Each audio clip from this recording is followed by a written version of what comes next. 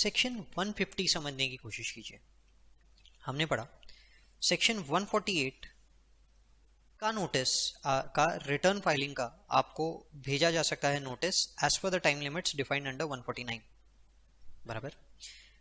अब 150 में 150 सबसेक्शन 1 आपको बताता है कि सपोज कीजिए कि बाद में कोर्ट का कोई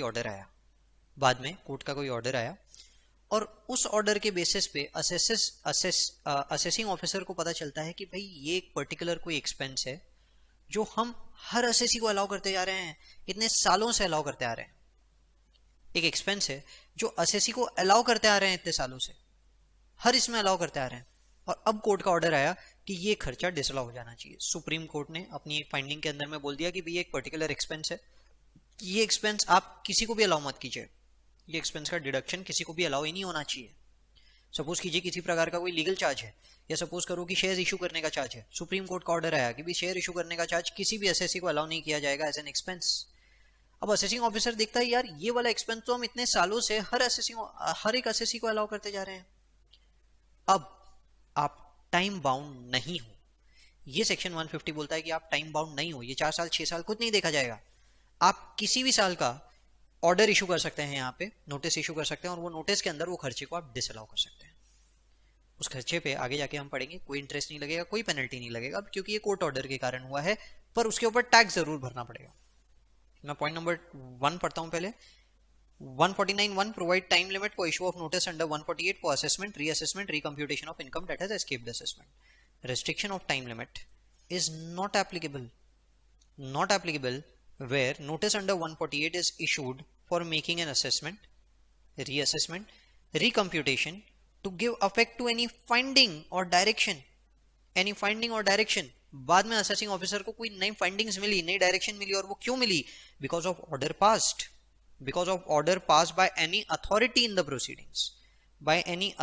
the proceedings by way of appeal, reference, revision और by court। उसके ऊपर की जितनी भी अथॉरिटीज है, CITA, ITAT, high court, supreme court, in any proceedings under any other law or in any proceedings under any other law, the relaxation is contained in 151। कोई time limit नहीं देखा जाएगा। पॉइंट समझ में आ रहा है? देखिए 30 मार्च 2020 को सुप्रीम कोर्ट का ऑर्डर आया कि हम एक particular type of expense disallow कर रहे हैं। इस एक्सपेंस के लिए असेसिंग ऑफिसर को जो नोटिस इशू करना है ना, वो किसी भी फाइनेंशियल ईयर से कर सकता है, किसी भी फाइनेंशियल ईयर से। यानी आप बोलोगे कि सर 2001 का करना है, कर सकता है, but the point is in सालों का खर्चा डिसअलाउ कितना करेगा? मतलब सेक्शन पूरा है, सेक्शन बोलता है कर सकता है, आप सेक्शन के हिसाब से कर सकते हो, नोटिस इशू कर दो, पर नोटिस के हिसाब से असेसी उनको क्या बोलेगा? देखिए आप बोलोगे हार्डशिप है, पर हार्डशिप का एक लॉजिक समझिए। वो यहाँ पे बोलेगा, असेसी बोलेगा कि सर ये जो आप मुझे ऑर्डर दे रहे हो इसके हिसाब से मुझे रिटर्न फाइल करना है, चलिए मैं रिटर्न फाइल कर देता हूँ। फिर आप मुझसे बुक्स बुलाओगे, मुझे तो बुक्स 6 साल के ऊपर रखना ही मैंडेटरी नहीं है, मुझे तो बुक्स मेंटेन ही नहीं करना है 6 साल के ऊपर, मेरे पास कोई बुक्स नहीं है, मेरे पास कोई रिकॉर्ड्स नहीं है, मैं रिटर्न भी फाइल करूं तो कौन से बेसिस पे करूं आप बताइए? मैं नहीं कर सकता। हाँ, पिछले 6 साल की बात कीजिए, 30 मार्च 2020 का ऑर्डर आया है तो 19-20 की बात कीजिए, इसके पीछे के 6 सालों की बात कीजिए, इसके पीछे के 6 सालों की बात कीजिए, मेरे पास है रिकॉर्ड्स, कोई दिक्कत वाली बात नहीं है, पर आप इसके आगे की बात करेंगे तो गलत हो जाएगा। ठीक है, पॉइंट समझ में आया? तो थोड़ा सा इलॉजिकल हो जाता है, भले एक एक्सपेंस डिसअलाउ हो जाए, हम बोल तो रहे हैं यहाँ पे ये सेक्शन तो अलाउ कर रहा है कि आप कोई भी साल का असेसमेंट ओपन कर सकते हैं, पर वो साल का आपका डिटेल होना चाहिए। मतलब अगर असेसी के पास पहले के रिकॉर्ड, असेसिंग ऑफिसर के पास पहले के रिकॉर्ड्स पड़े हैं, जो उनके पास भी नहीं होते, 5-6 साल के ऊपर के रिकॉर्ड वो भी नहीं रखते, अनलेस कोई कुछ अपील वपील कहीं तो भी पेंडिंग पड़ा है ऑर्डर, तो वो कहानी अलग है। पर असेसिंग ऑफिसर के जितने रिकॉर्ड्स पड़े हैं वो उतने रिकॉर्ड्स तक के चेक कर सकता है, या वो जितने रिकॉर्ड आपको बोलता है मेंटेन करने वहां तक के ऑर्डर दे सकता है, उसके पीछे वो भी नहीं जा सकता, तो थोड़ा सी इलॉजिकल हो जाएगा। पर एक ध्यान रखिए, there is an exception to section 149। किसी भी ऑर्डर के अगेंस्ट अगर ऐसा कोई भी ऑर्डर आता है और ऑर्डर के अगेंस्ट में आप बोलते हो कि नहीं हम लोग आपको 147 का नोटिस इशू कर रहे हैं, कर सकते हैं। 147 में असेसमेंट करना चाहते हैं, 148 का नोटिस इशू करना है, कर सकते हैं, कोई दिक्कत नहीं है, अलाउड है। ठीक है, समझ में आया? पर यहां भी एक बात ध्यान रखना, यहां जो भी लिखा है अपील, रेफरेंस, रिवीजन और बाय कोर्ट में कहीं पे भी एक्ट वर्ड यूज नहीं हुआ है। एक्ट क्या मतलब है? फाइनेंस एक्ट ने एक नया पॉइंट लाया और रेट्रोस्पेक्टिवली अमेंड कर दिया। फाइनेंस एक्ट ने एक नया पॉइंट लाया और रेट्रोस्पेक्टिवली अमेंड कर दिया। क्या मैं एनी ऑफ द ईयर वाला ये पॉइंट उठा सकता हूं? 151 की मदद ले सकता हूं? नहीं, नहीं ले सकता। 151 सिर्फ अपील, रेफरेंस, रिवीजन, कोर्ट के ऑर्डर्स के ऊपर है, ठीक है, एक्ट के अगेंस्ट नहीं है। तो फिर एक्ट को रेट्रोस्पेक्टिवली अमेंड करने का फायदा ही क्या हुआ? एक्ट को रेट्रोस्पेक्टिवली अमेंड किया गया और एक खर्चे को डिसअलाउ कर दिया गया, ठीक है, बात समझ में आ रही है? तो ऐसे में इस पॉइंट का मतलब सिर्फ ये रहता है कि कोर्ट वगैरह में अगर कोई केस किसी चीज का इसी पॉइंट से रिलेटेड पेंडिंग है तो वो केस को क्लोज कर दीजिए, बस उतने से के लिए रेट्रोस्पेक्टिव अमेंडमेंट होता है और कोई रीजन के लिए रेट्रोस्पेक्टिव अमेंडमेंट नहीं रहता। ये समझ गए? तो एक्ट अगर रेट्रोस्पेक्टिवली अमेंड होता है तो 148 का नोटिस नहीं भेजा जा सकता, 148 का नोटिस नहीं भेजा जा सकता 151 के हिसाब से। 6 साल का तो भेजा जा सकता है, कोई दिक्कत वाली बात नहीं है, पर 151 के हिसाब से नहीं भेजा जा सकता। क्लियर है? वहां पे भी एक्ट अमेंड होने पे 6 साल का नोटिस तो भेजा जा सकता है, वो मना नहीं कर रहा, पर एनी फाइनेंशियल ईयर नहीं होता। Any financial year is applicable only in case of 151 court का ऑर्डर। क्लियर है यहां तक? देखिए, आपका असेसमेंट हुआ, लेट से अंडर 143(3) और मे बी 147।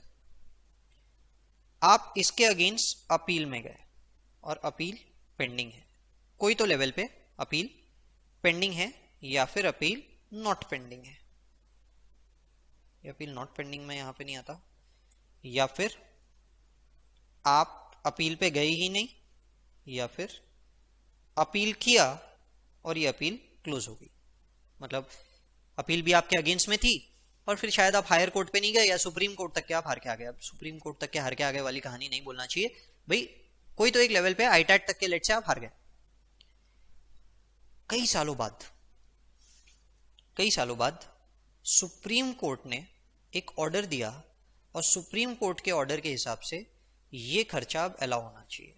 आपको खर्चा 143(3) या 147 में डिसअलाउ किया गया था, आप अपील में गए, अपील या तो आज पेंडिंग चल रही है कोई और कोर्ट वगैरह में, या फिर आप अपील में गए, सीटा में गए, हार गए, आपने सोचा कौन आगे जाएगा छोड़ो, या फिर आप आईटैट में गए, वहां पे जाके देखा कौन आगे जाएगा छोड़ो, या हाईकोर्ट में गए और हाईकोर्ट में हार गए और फिर बोले कौन सुप्रीम कोर्ट जाएगा छोड़ो, यानी आपने अपील क्लोज कर दी, या तो अपील किए ही नहीं या अपील क्लोज कर दी। अब सुप्रीम कोर्ट का ऑर्डर आया कि वो खर्चा अलाउ होना चाहिए। सुप्रीम कोर्ट का ऑर्डर है, सबसे बड़े कोर्ट का ऑर्डर है कि वो खर्चा अलाउ होना चाहिए। क्या मैं मेरा असेसमेंट वापस से रेट्रोस्पेक्टिवली ओपन कर सकता हूं? नहीं। यहां थोड़ा सा इशू है। क्यों इशू है? क्योंकि आपको यहां पे जो 151 बोला गया है ना, ये नोटिस इशू के लिए बोला है, और ये नोटिस इशू के लिए ये बोला है फॉर असेसमेंट, रीअसेसमेंट एंड रिकम्प्यूटेशन। ये सब किसके लिए है? ये सब है फॉर इनकम एस्केपिंग असेसमेंट। हम जो भी कुछ पढ़ रहे हैं ये सब किसके लिए पढ़ रहे हैं? For income escaping assessment. अगर इनकम एस्केप हुई है, यहां तो इनकम एस्केप ही नहीं हुई, यहां तो खर्चा डिसअलाउ होने की बात होनी थी, यानी कि आपने ज्यादा इनकम के ऊपर टैक्स भर दिया, इनकम एस्केप तो हुई नहीं है। यहां आप 151 का बेनिफिट नहीं ले सकते। आप बोलोगे सर ये तो गलत है।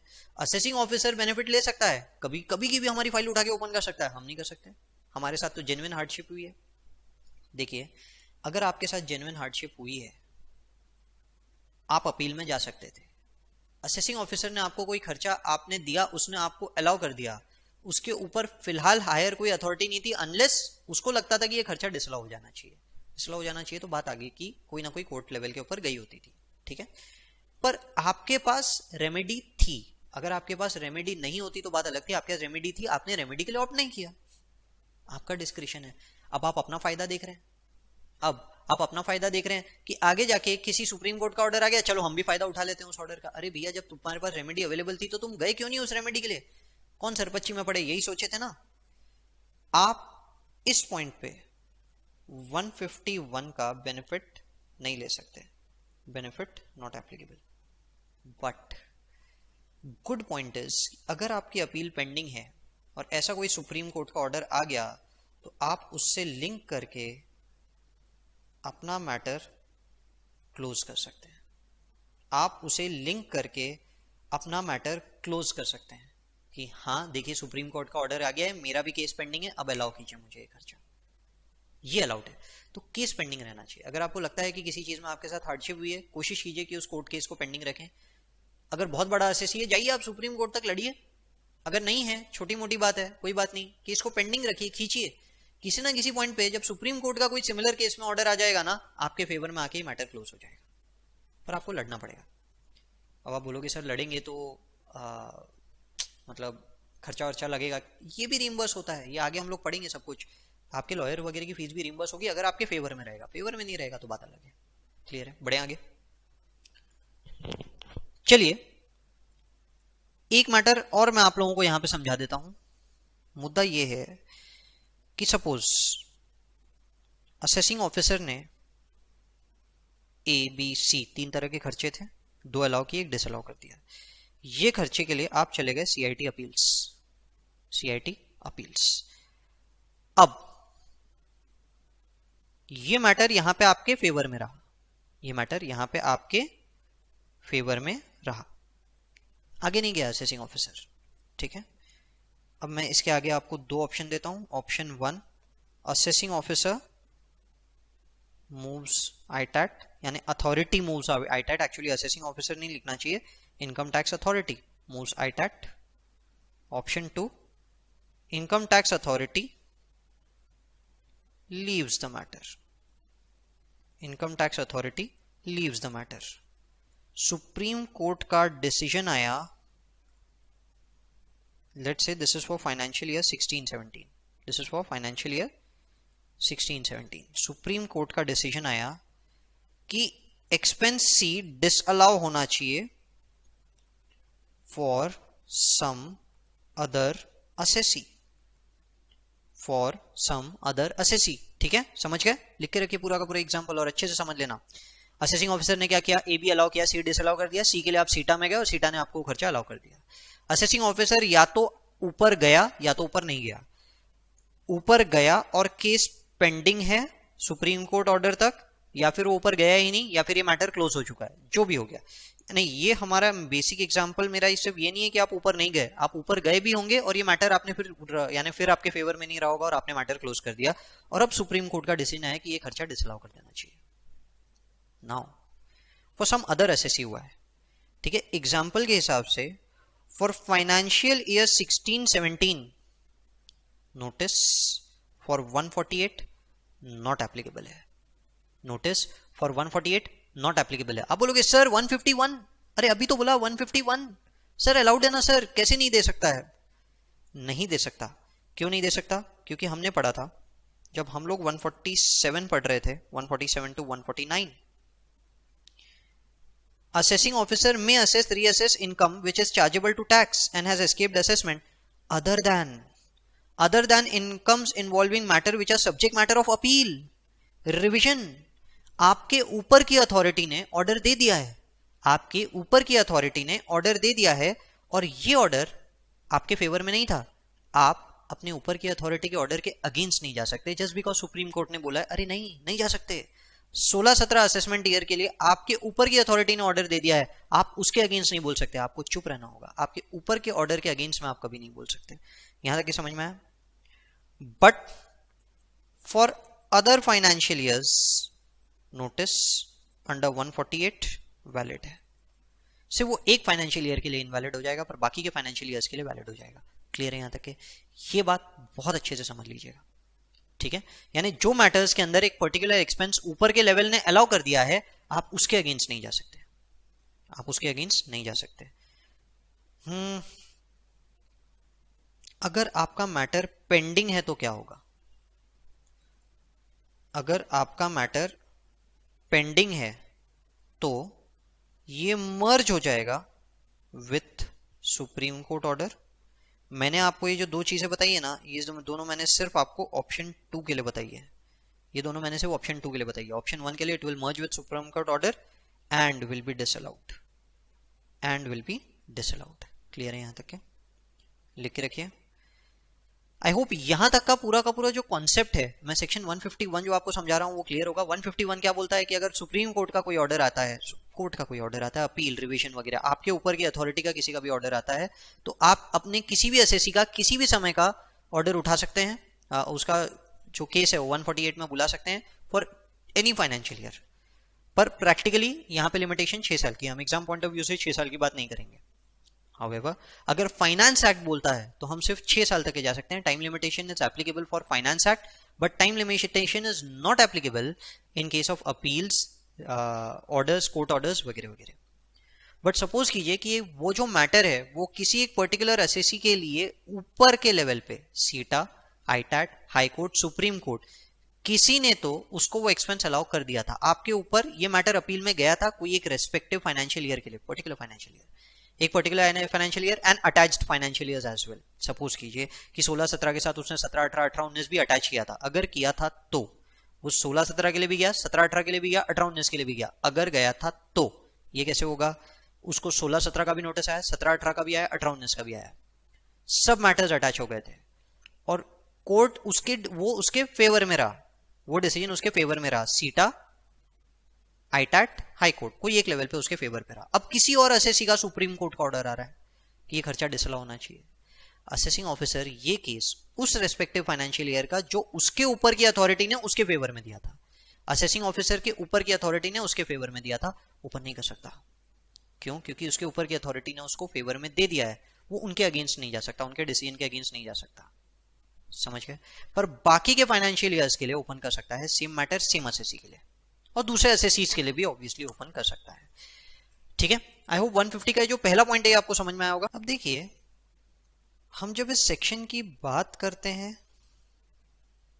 सेक्शन 150, तो यहां पे बोला गया है कि आप कोई भी केस में प्रोसीडिंग ओपन कर सकते हैं, प्रोवाइडेड ये जो ऑर्डर आया है, ये जो फाइंडिंग है, ये उन्हें पता चली है through any proceedings by way of appeal, reference, revision और court order, and in fact court order under any law.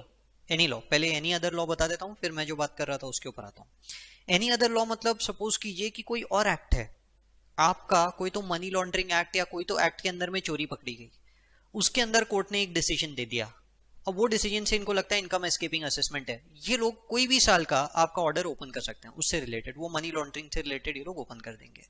यानी कोई भी एक्ट ऑल ओवर इंडिया, किसी भी एक्ट में आप पकड़े गए और उसके अंदर जो डिसीजन लिया गया उससे ऐसा लग रहा है कि इनकम इज एस्केपिंग असेसमेंट, तो हम आपके अगेंस्ट केस खोल देंगे। क्लियर है यहां तक?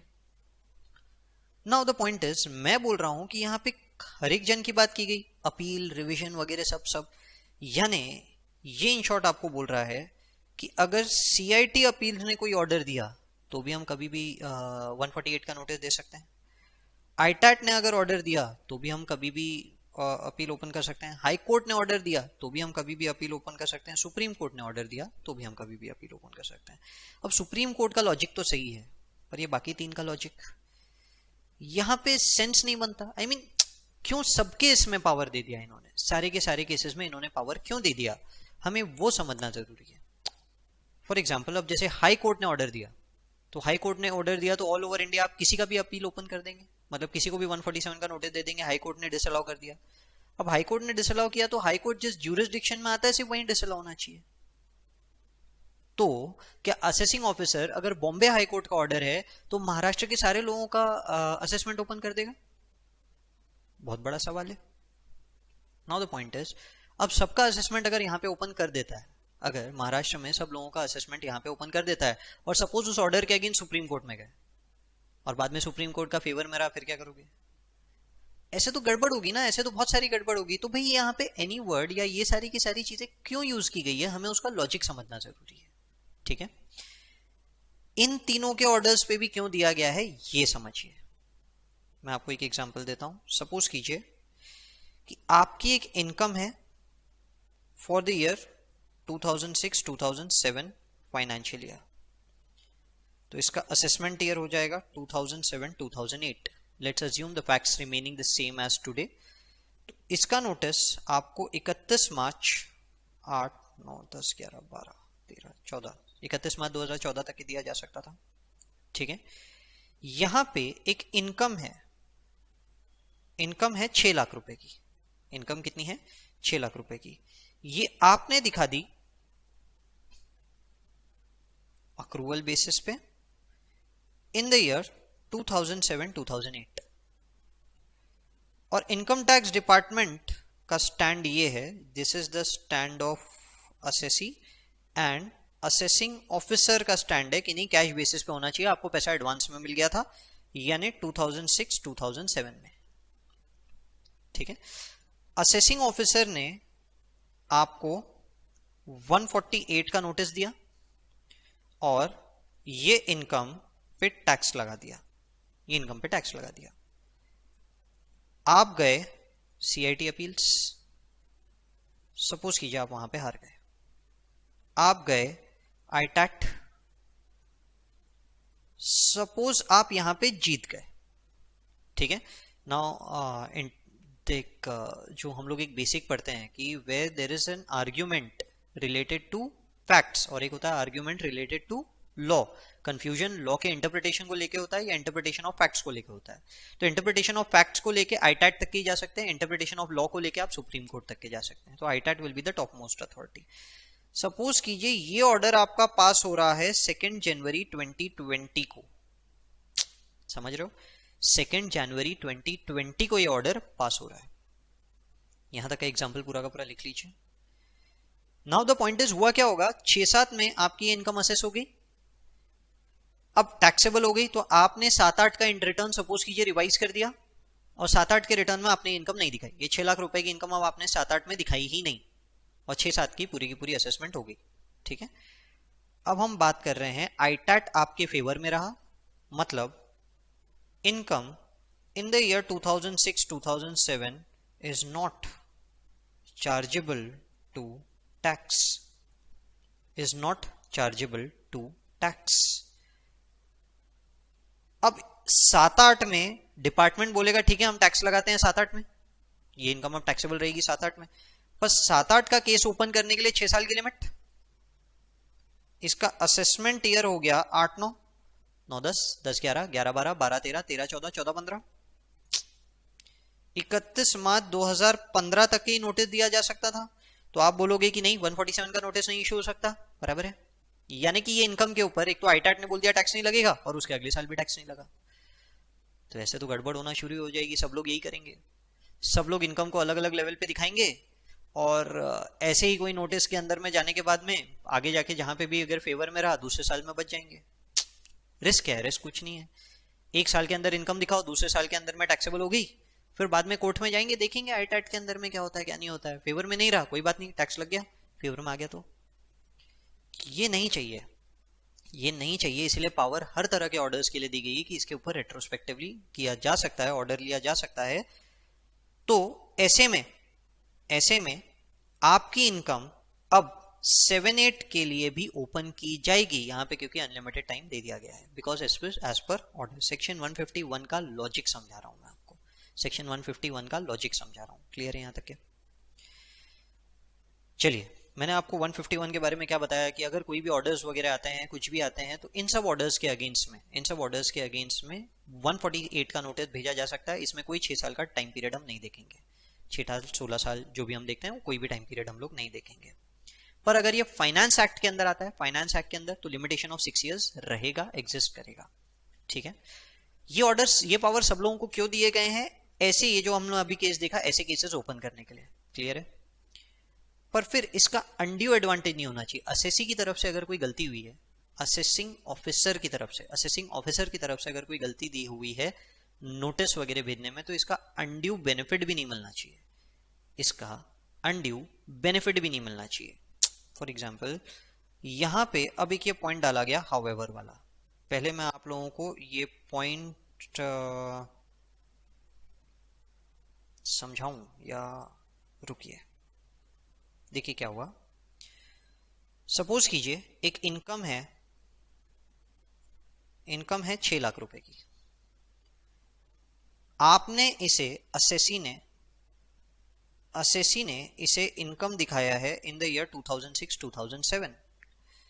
असेसिंग ऑफिसर बोलता है कि नहीं ये तो इनकम 2007-2008 की होनी चाहिए थी, समझ गए? 2007-2008 के लिए ये तो आपका फाइनेंशियल ईयर है, इसका असेसमेंट ईयर हो जाएगा 2008-2009। इसका जो नोटिस दिया जा सकता था इसका जो नोटिस दिया जा सकता था वो दिया जा सकता था 31 मार्च 2000 9 10 10 11 11 12 12 13 13 14 14 15 बराबर। सपोज कीजिए इसका नोटिस ही 31 मार्च 2015 को दिया गया। इसका नोटिस दिया गया 31 मार्च 2015 कि आपने आपकी इनकम जो 6-7 में दिखाई है वो एक्चुअली इनकम 6-7 की नहीं है, वो इनकम 7-8 की है। So this income should be charge in the year 7-8। ठीक है, अब हुआ क्या, आप गए सीआईटी अपील्स में, आप गए सीआईटी अपील्स में, तो यहां पे जाके और सपोज कीजिए कि 6-7 के अंदर में 6-7 के अंदर में ये इनकम को आपने बाद में कैसे तो भी रिवाइज करवाया और वहां पे आपने टैक्स वगैरह नहीं भरा। वो सब कहानी हम बाद में देखेंगे कि 6-7 का क्या होगा। ठीक है, तो सीआईटी अपील्स में आप हार गए, केस गया आईटैट। केस कहां गया, आईटैट। और आईटैट में आप जीत गए और आप जीते हो 2 जनवरी 2020 को। आप जीते हो 2 जनवरी 2020 को। इनकम 7-8 में टैक्सेबल नहीं हुई। अब क्या असेसिंग ऑफिसर इस इनकम को टैक्सेबल कर सकता है इन द ईयर 6-7? बहुत बड़ा क्वेश्चन है, क्या असेसिंग ऑफिसर 6-7 में से टैक्सेबल कर सकता है? यहां पे एक्ट ने एक अलग ही स्टैंड लिया। आपको ये सेक्शन समझाता हूं। यहां पे एक्ट ने एक अलग ही स्टैंड लिया। क्या अलग स्टैंड लिया? उन्होंने बोला, असेसिंग ऑफिसर को बोला कि ठीक है हम एनी टाइम दे रहे हैं, पर यहां एनी टाइम में आपके ऊपर एक लिमिटेशन लगाते हैं। हम बताइए, ये इनकम जो 6-7 में टैक्सेबल होनी चाहिए थी, ये इनकम जो 6-7 में टैक्सेबल होनी चाहिए थी, तो 6-7 में टैक्सेबल होने के लिए इसका नोटिस आप कब तक दे सकते थे? 6-7 में टैक्सेबल होने के लिए आप इसका नोटिस कब तक दे सकते थे? 6-7 का असेसमेंट ईयर हुआ 7-8, नोटिस दिया जा सकता था 31 मार्च 2014 तक। 8 9 9 10 10 11 11 12 12 13 13 14। सपोज कीजिए और ये बात अच्छे से समझ लेना क्योंकि ये कंफ्यूजिंग पॉइंट बनता है। आपने ये जो नोटिस दिया ना, अगर ये नोटिस आपने बिफोर 31 मार्च 2014 दिया होता, 31 मार्च 2014, तो हम आपको ये वाला केस ओपन करने दे देते। क्यों? क्योंकि 6-7 का केस आप 31 मार्च 2014 तक ओपन कर सकते थे, आपके पास टाइम था। आपने 6-7 का केस 31 मार्च 2014 तक इसलिए ओपन नहीं किया, शायद ऐसा हो सकता है कि आपने ओपन नहीं किया, आपका टाइम चला गया और आपको पता चला अरे यार ये इनकम तो एस्केप हो गई है, इसीलिए शायद आपने 7-8 में ऐड कर दिया, मे बी। यानी ये एक इंटरप्रिटेशन निकलता है कि आप 31 मार्च 14 तक के नोटिस दे सकते थे, आपने नहीं दिया। ये एक रीजन हो सकता है कि इसीलिए आपने ये इनकम 7-8 के अंदर में ऐड करवा दी, मे बी। तो आपने नोटिस दिया है 31 मार्च 2014 के बाद। ये नोटिस आपने दिया 31 मार्च 14 के बाद। 31 मार्च 14 वो डेट थी जब तक कि 6-7 की इनकम असेस हो सकती थी। अगर आपका नोटिस 31 मार्च 14 के पहले का होता और उसके बाद आपने 7-8 की इनकम पे चार्ज लगाया होता, फिर 7-8 की इनकम के ऊपर सामने वाला सीटा गया, आईटैट गया और जीत के आता, और ये इनकम अब आप बोलते हो कि नहीं ठीक है अब हम 6-7 में चार्जेबल करते हैं, हम आपको अलाउ करते थे। पर यहां पे आपने ये जो केस ओपन किया है, जिस डेट को ओपन किया है, उस डेट पे आप 6-7 का केस ओपन कर ही नहीं सकते थे। इसीलिए शायद हमें ऐसा लगता है कि आपने 7-8 के अंदर ही इनकम चार्जेबल की होगी। हम आपको 7-8 का केस ओपन 6-7 का केस ओपन नहीं करने देंगे। क्यों नहीं करने देंगे? क्योंकि आप वैसे भी 6-7 ओपन कर ही नहीं सकते थे। अगर 6-7 में आप ओपन नहीं कर सकते थे, आप आज गए, ये आईटैट तक की कहानी पहुंचती ही नहीं थी। यानी ये आईटैट के अंदर का अपील क्यों गया? क्योंकि आपका नोटिस 31 मार्च 2015 को गया है, 31 मार्च 2014 के बाद, यानी उसके पहले का हम आपको अलाउ नहीं कर रहे। थोड़ा सा कंफ्यूजिंग पॉइंट रहेगा। सच रिलैक्सेशन विल नॉट अप्लाई।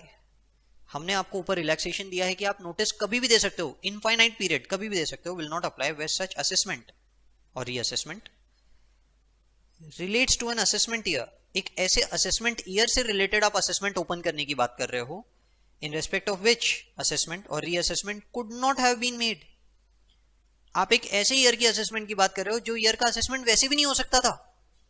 आप एक ऐसे असेसमेंट को ओपन करने की बात कर रहे हो because of the order of the court, जो वैसे भी ओपन नहीं हो सकता था।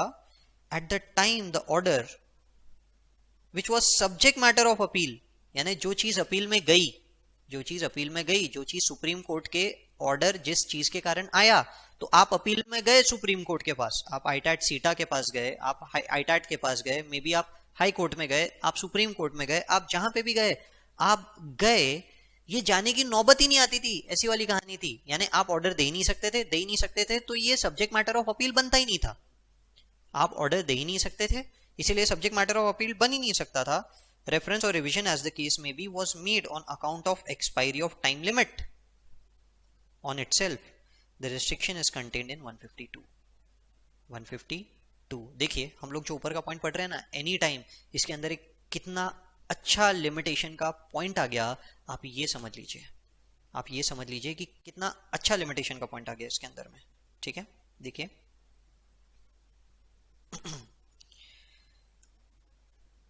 6 लाख रुपए की इनकम असेसी बोलता है कि 6-7 की है, आप बोलते हो नहीं 7-8 की है, असेसिंग ऑफिसर बोलता है कि नहीं ये इनकम तो 7-8 की है। तो असेसिंग ऑफिसर इसके ऊपर ऑर्डर पास कर देता है 7-8 का, पर इसके लिए उसने जो ऑर्डर दिया था वो दिया था 31 मार्च 2015 को। उसने 31 मार्च 15 को नोटिस दिया था, 31 मार्च 14 तक के वो 6-7 का नोटिस दे सकता था, यानी 6-7 पे नोटिस देने का पूरे तरीके से स्कोप खत्म हो चुका था। उसने जिस दिन नोटिस दिया उस दिन के पहले हर वो ऑर्डर 6-7, 5-6, इन सब सारे के सारे ईयर्स का पूरा स्कोप खत्म हो चुका था, पूरी तरीके से स्कोप खत्म हो चुका था, वो नोटिस दे ही नहीं सकता था। पॉइंट समझ गए? अब इस पॉइंट पे असेसिंग ऑफिसर ने, इस पॉइंट पे असेसिंग ऑफिसर ने आपको 7-8 का नोटिस दिया, 7-8 में ये इनकम आपके हाथ में टैक्सेबल कर दी, आप गए सीटा, आप गए आईटैट, एक पॉइंट पे आप जीत गए, एक पॉइंट पे आप जीत गए, और अब वो इनकम उस फाइनेंशियल ईयर में टैक्सेबल नहीं हो सकती। कोर्ट ने बोला कि इस फाइनेंशियल ईयर के आगे के फाइनेंशियल ईयर्स में टैक्सेबल होना चाहिए था, जिस फाइनेंशियल ईयर पे आप गए इसके आगे के फाइनेंशियल ईयर में टैक्सेबल होना चाहिए था। ये केस ओपन हो सकता है, पिछला वाला एग्जांपल, ये केस ओपन हो सकता है, उस साल में टैक्सेबल हो जाएगा, यही तो हमने 151 में पढ़ा, पर हम आपको इसका अनड्यू एडवांटेज नहीं लेने देते। इस फाइनेंशियल ईयर के पीछे के फाइनेंशियल ईयर में, इस फाइनेंशियल ईयर के पीछे के फाइनेंशियल ईयर में आप तभी ऐड कर सकते हो, आप तभी ऐड कर सकते हो अगर आपने जिस दिन ये नोटिस इशू किया था, इशू डेट, इस दिन पीछे के फाइनेंशियल ईयर पे भी ये नोटिस दिया जा सकता था, ये टाइम बार्ड नहीं था, ये नोटिस दिया जा सकता था, तो हम आपको अलाउ करते हैं, नहीं तो हम आपको अलाउ नहीं करेंगे। क्लियर है? समझ में आया? एक और मुद्दा समझिए, एग्जाम्पल 3 वापस ट्राई कर रहा हूं यही कॉन्सेप्ट समझाने के लिए। फाइनेंशियल ईयर 6-7 में आपने एक 70,000 रुपीज की इनकम को टैक्सेबल कर दिया। ठीक है, फाइनेंशियल ईयर 6-7 में आपने एक इनकम 70,000 रुपीज की टैक्सेबल कर दिया असेसिंग ऑफिसर ने। असेसी का कहना था कि ये तो इनकम 5-6 की है, ये तो इनकम 5-6 की है, आप हमें 6-7 में चार्ज कर रहे हो। इसका नोटिस की डेट, इसके जो नोटिस की डेट है वो डेट 6-7 के हिसाब से 70,000 रुपीज सपोज कीजिए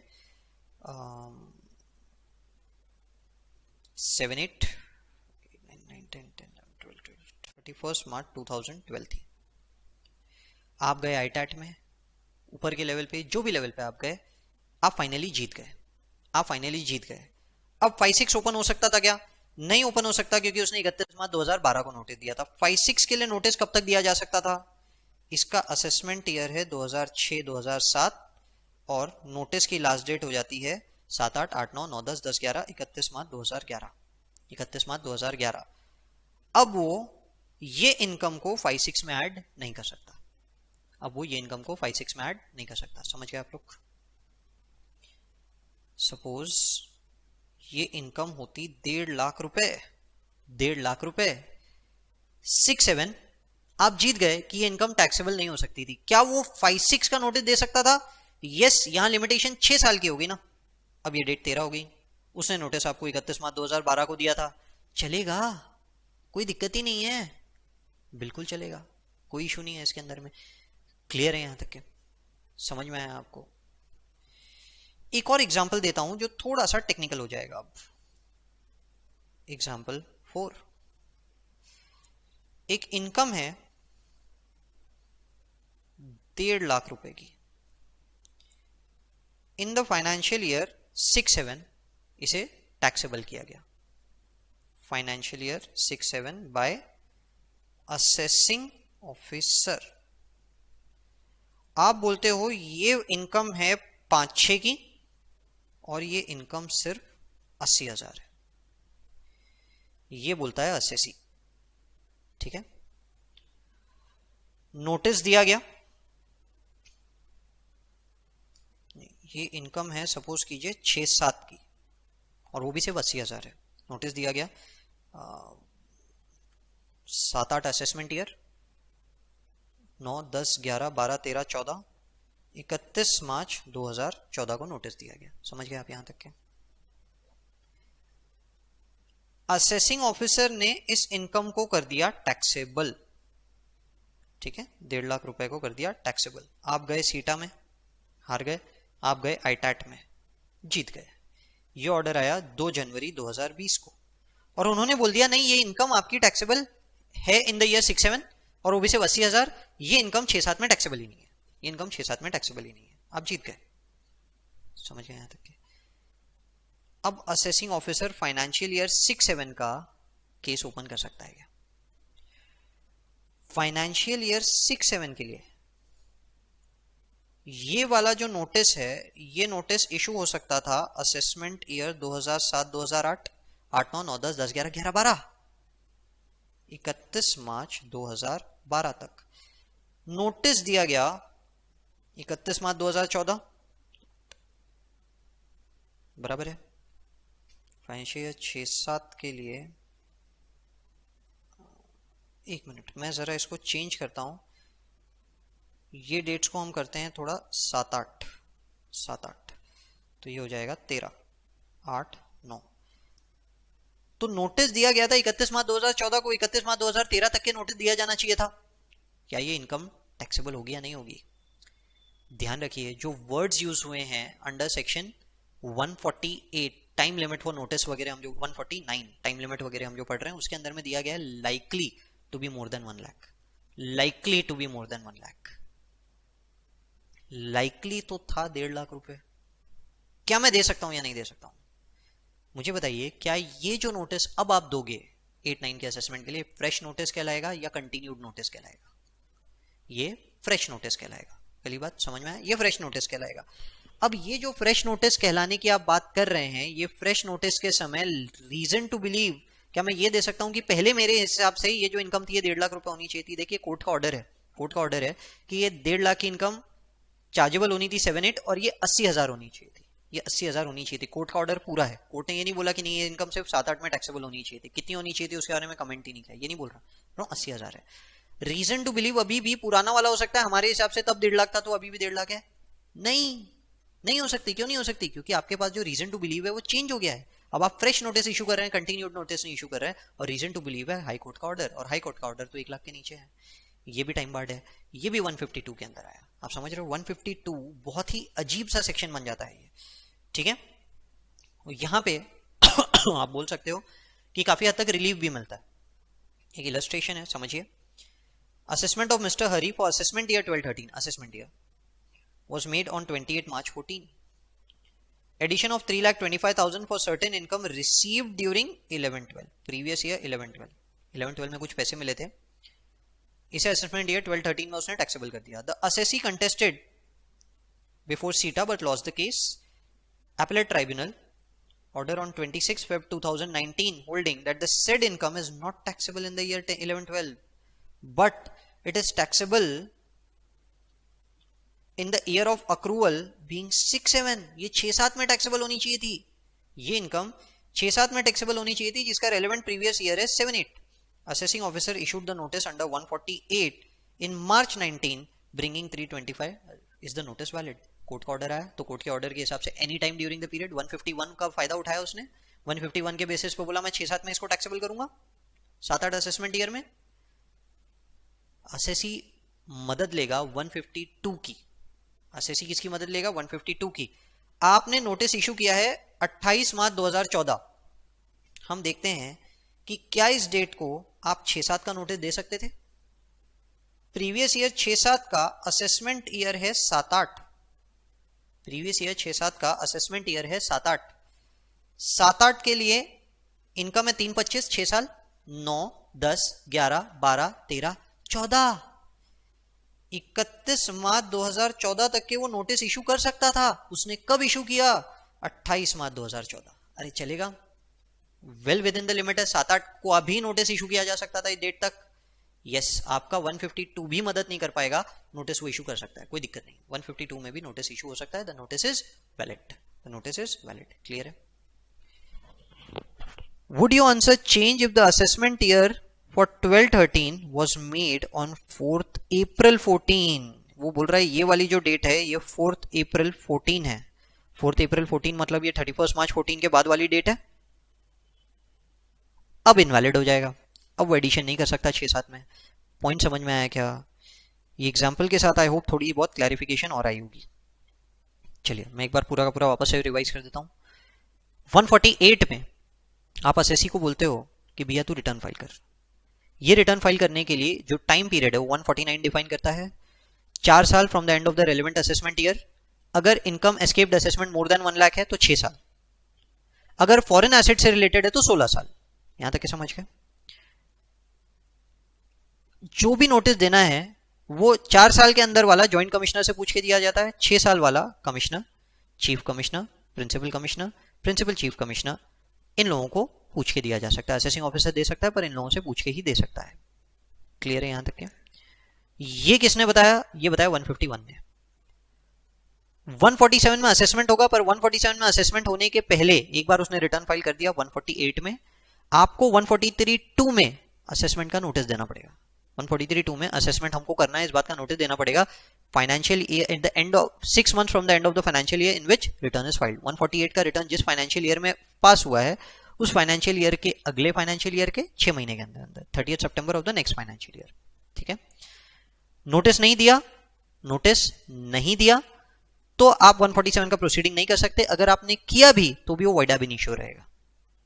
आपने नोटिस ड्यू डेट के बाद दिया, जो वॉइड ab इनिशियो है नोटिस, इनवैलिड हो जाएगा नोटिस। पर अगर आप प्रोसीडिंग अटेंड कर लिए, आपने प्रोसीडिंग अटेंड कर लिया तो 292 BB लग जाएगा और ये वैलिड हो जाएगा। पर अगर नोटिस दिया ही नहीं तो 292 BB नहीं लग सकता।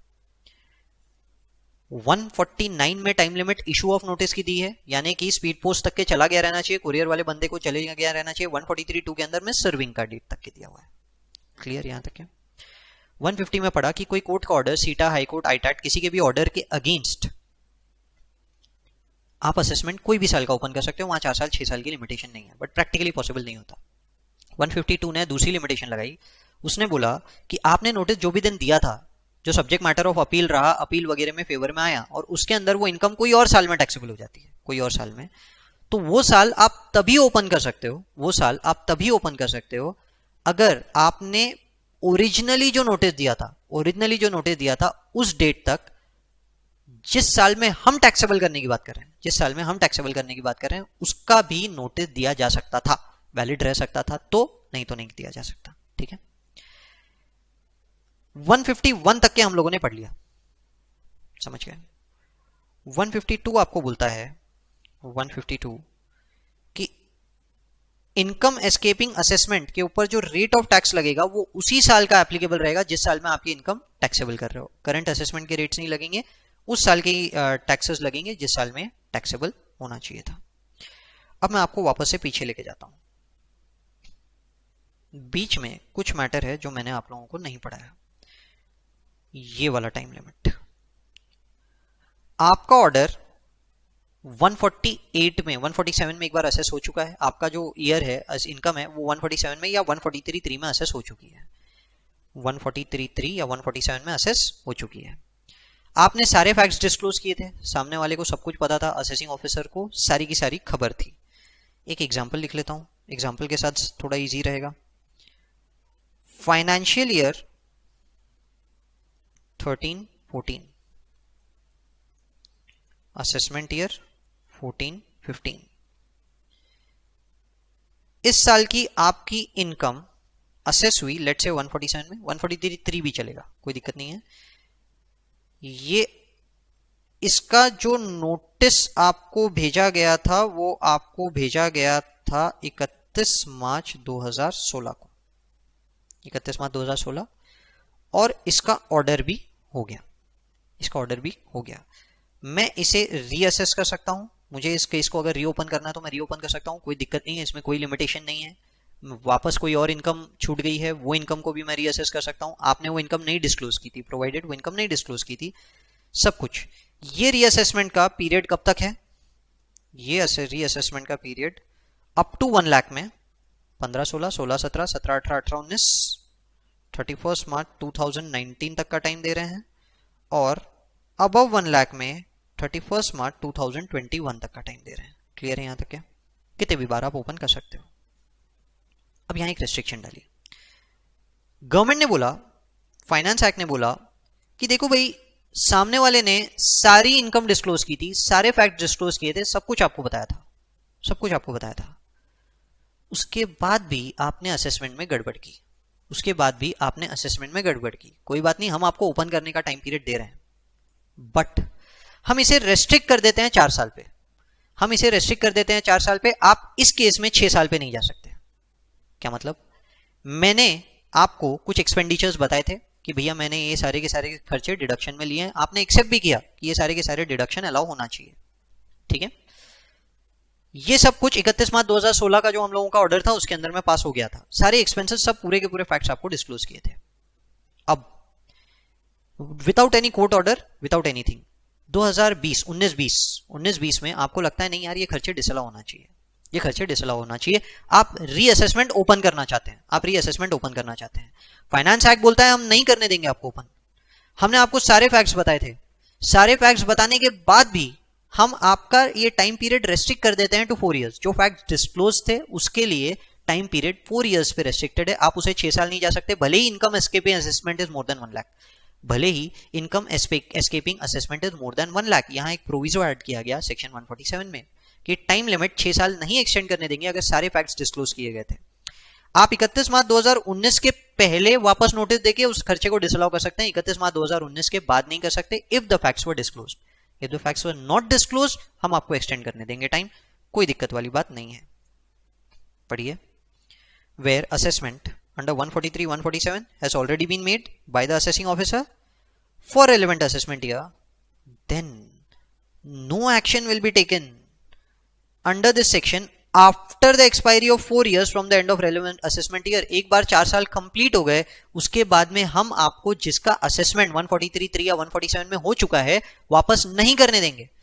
देखिए यहाँ 4 साल सिर्फ रेलेवेंट असेसमेंट ईयर से, मतलब ये मत समझना जिस साल आपका ये 143-147 में असेसमेंट हुआ उसके बाद और 4 साल, नहीं, ऐसा नहीं बोल रहा वो, ओरिजिनल असेसमेंट ईयर से ही 4 साल बोल रहा है वो आपको कि भाई हम आपको इसे वापस ओपन नहीं करने देंगे, नहीं करने देंगे। Exception would be in case where income chargeable to taxes escaped assessment by the reason of failure on the part of assessee. Assessee की गलती है, असेसी की गलती है, मेक रिटर्न अंडर 143 और in response to notice under 142। एक minute sorry, assessing officer की गलती है। Clarified that production before assessing officer account of books or other evidence could with due diligence have been discovered by the assessing officer, not necessarily amounts to disclosure। एक minute, मैं ये exception आपको वापस से पढ़ाऊंगा, मैंने असेसी के point of view से बता दिया आपको, लेट मी चेंज। ये एक्सेप्शन, ये जो पॉइंट है, ये टाइम लिमिट कब लग रही है? ये टाइम लिमिट तभी लग रही है जब गलती किसकी तरफ से हुई है? असेसिंग ऑफिसर की तरफ से हुई है। द एक्सेप्शन वुड बी, इस केस को एक एक्सेप्शन है, एक्सेप्शन क्या है वापस से पढ़ रहा हूँ, गलत रीड कर दिया था मैंने, समझाया सही है आपको, समझाया गलत नहीं है, ये लाइन गलत रीड कर दी थी, वापस से बोलता हूँ। The exception would be in case where income chargeable to tax has escaped assessment for such assessment year by reason of failure on the part of assessee.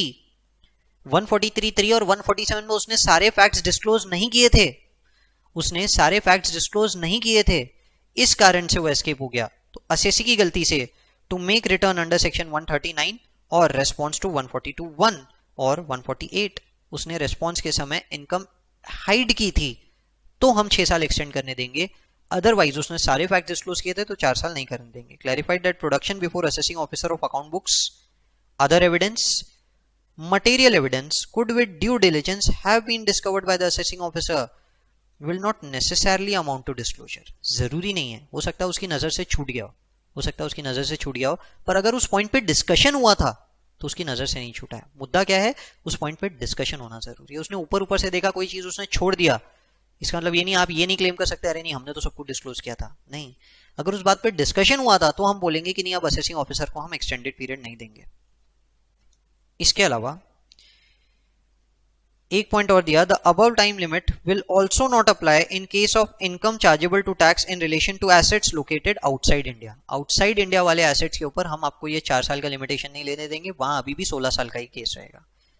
Proviso 1 ऊपर वाला पॉइंट जिसमें उन्होंने बोला कि हम आपको एक्सटेंडेड टाइम पीरियड को 4 साल कर देते हैं प्रोवाइडेड सारे फैक्ट डिस्क्लोज हुए थे, उसी के अंदर उन्होंने बोला नहीं अगर आपने सारे फैक्ट डिस्क्लोज नहीं किए थे तो हम 6 साल एक्सटेंड करने देंगे। आपने सारे फैक्ट डिस्क्लोज किए थे पर असेसिंग ऑफिसर ने उस पॉइंट पे कोई डिस्कशन नहीं किया, ऊपर ऊपर से ही छोड़ दिया था, इसका मतलब ये नहीं है कि सारे फैक्ट डिस्क्लोज हुए थे। ये क्लैरिफिकेशन दे दिया। फॉरेन एसेट्स के लिए अब भी ये टाइम पीरियड 16 साल ही रहेगा, इसे हम लोग 4 साल पे नहीं लेने देंगे। क्लियर है, समझ में आया यहां तक क्या? चलिए, even after the expiry of 4 years। चलिए, आई होप यहां तक के पूरा का पूरा आपको क्लियर होगा। बस एक मुद्दा और डिस्कस कर लेते हैं हम लोग।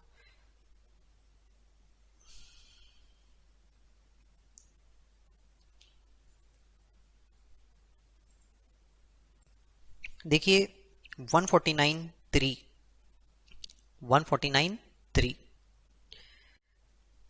सपोज कीजिए कि ये जो भी नोटिस देना था, हम लोग जो एक्शन ले रहे हैं वो इनकम ऑफ एनआर के लिए ले रहे हैं। किसकी इनकम के लिए एक्शन ले रहे हैं? एनआर की इनकम के लिए एक्शन ले रहे हैं।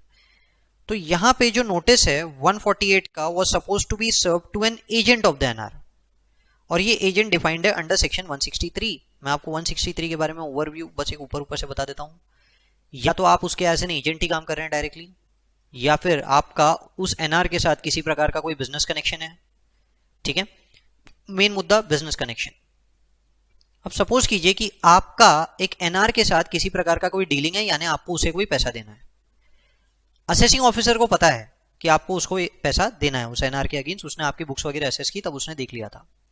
वो आपको एक शो कॉज नोटिस दे देगा अंडर सेक्शन 163 की क्यों ना मैं आपको उस एनआर का एजेंट मान लूं। अगर उसे लगता है कि वो एनआर से जो टैक्स आना है वो एस्केप हो सकता है, मे बी वो उस टैक्स को ना पे करे, ये एस्केप हो सकता है, उसकी इनकम एस्केप हो सकती है। हम बड़े एनआर्स की बात नहीं कर रहे जो एथिकली काम करते हैं, कुछ ऐसे एनआर्स जिनको लेके असेसिंग ऑफिसर को डाउट होगा नहीं यार शायद इनकम एस्केप हो जाए।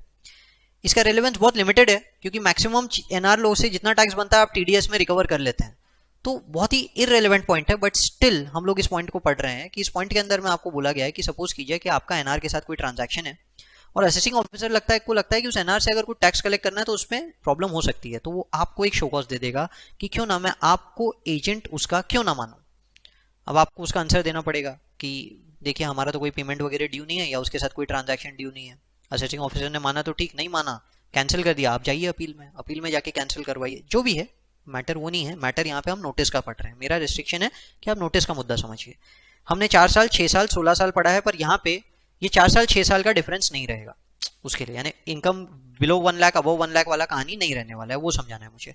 तो एनआर को आप एक एजेंट हो एनआर के, आप यहीं के हो, रेसिडेंट हो, और आप एनआर हो एजेंट के, आप एजेंट हो एनआर के और आपको उसको पैसा देना है। हम आपको नोटिस सर्व करेंगे, हम आपको नोटिस सर्व करेंगे on behalf of NR. On behalf of NR हम नोटिस आपको देंगे, आप उतना टैक्स जो उसको पे करना है होल्ड करके रख लीजिए। जितना भी टैक्स बनता है ना होल्ड करके रख लीजिए, उसको जो भी पेमेंट देना है। जैसे 5 करोड़ देना है, हम बोल रहे हैं टैक्स 2 करोड़ रुपए बन रहा है, 2 करोड़ होल्ड कर दीजिए, 3 करोड़ रुपए लौटा दीजिए। Assessment, reassessment, recomputation in pursuance of notice to be made to him as an agent of such non resident, there is a time limit of 6 years from the end of the relevant assessment year beyond which such notice cannot be issued। आपको notice 6 years के अंदर issue किया जा सकता है। ध्यान रखिए, हर assessment year के लिए अलग अलग एजेंट अपॉइंट किया जा सकता है, हर असेसमेंट ईयर के लिए अलग अलग नोटिस तो इशू करने ही पड़ते हैं, तो अलग अलग एजेंट्स को इशू किए जा सकते हैं। ये क्या बोल रहा है कि सपोज कीजिए कि 13/14 फाइनेंशियल ईयर की किसी एनआर की इनकम है असेसमेंट ईयर 14-15। असेसिंग ऑफिसर को लगता है कि अगर मैं नोटिस देता हूं, यहां पे 6 इयर्स का टाइम लिमिट हो गया, 15-16, 16-17, 17-18, 18-19, 19-20, 20-21, 31 मार्च 2021 तक नोटिस दिया जा सकता है। उसे लगता है कि अगर मैं एनआर को नोटिस देता हूं, एनआर इसका पेमेंट नहीं करेगा। असेसिंग ऑफिसर को लगता है, उसने देखा कि उस एनआर के साथ कौन कौन इंडिया में ट्रांजैक्शन कर रहा है, उसको पता चला कौन कर रहा है, जिससे भी उसका पेमेंट बाकी था उसने उसको बोल दिया, बताइए क्यों ना मैं आपको उसका एजेंट मान लूं, बिजनेस कनेक्शन है, उसको मैंने बोल दिया कि एजेंट मान लूं। मैंने अमेजोन से गुड्स खरीदे, अमेजोन को सपोज कीजिए कैश ऑन डिलीवरी गुड्स है, और कैश ऑन डिलीवरी गुड्स आएंगे तो मेरे को उतना तो एक अमाउंट उसको पे करना पड़ेगा, ठीक है। लेट्स अज्यूम डेबिट बेसिस पे, डेटर बेसिस पे पेमेंट हो रहा है, जो भी हो रहा है। इससे पहले कि मैं पेमेंट करूं, मुझे नोटिस आ गया 163 के अंदर में, शो कॉज आ गया कि क्यों ना हम आपको एजेंट मान लें, ठीक है। मैं पैसा रोक के बैठ जाऊंगा, मेरा क्या जा रहा है, मुझे तो उसको जो पैसा देना है मैं उसको दिखा दूंगा, भैया ये नोटिस है, इस नोटिस के हिसाब से मैं तुमको पेमेंट नहीं दे सकता क्योंकि टैक्स फिर मेरे को भरना है। अगर वो बोलता है नहीं तुमको तो पेमेंट देना ही पड़ेगा, मैं गुड्स नहीं दूंगा, then I have to go to CITA, I have to inform the assessing officer, भैया मैं एजेंट नहीं बन सकता। वो नहीं माना तो मैं सीटा अपील्स में चल जाऊंगा। क्लियर है, पॉइंट समझ में आ रहा है। खैर ये सब बातें छोड़िए, मेन मुद्दा है, सपोज कीजिए आई एम द एजेंट, वो मुझे नोटिस 6 साल तक दे सकता है। मुझे आपको पैसा, मुझे एनआर को पैसा देना है, वो मुझे नोटिस 6 साल तक दे सकता है।